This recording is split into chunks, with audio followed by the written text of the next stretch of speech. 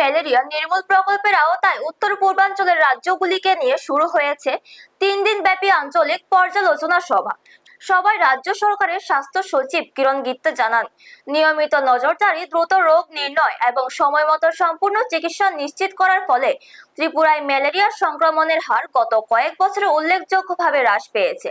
তিনি বলেন, ম্যালেরিয়া নিয়ন্ত্রণ ও নির্মূলে স্বাস্থ্য দপ্তর ধারাবাহিকভাবে বিভিন্ন কর্মসূচি বাস্তবায়ন করছে।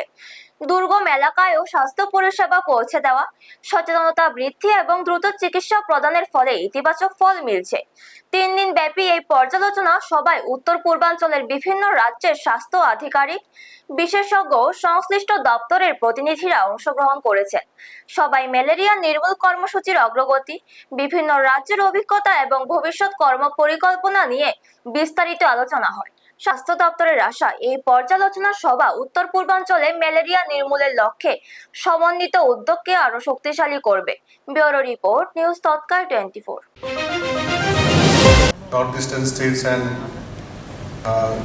some other states in the country are still facing the problem of malaria infections, and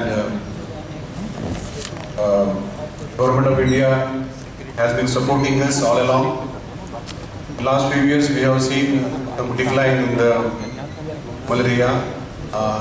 In many districts like Tripura, we are now only left with one district, Dalai.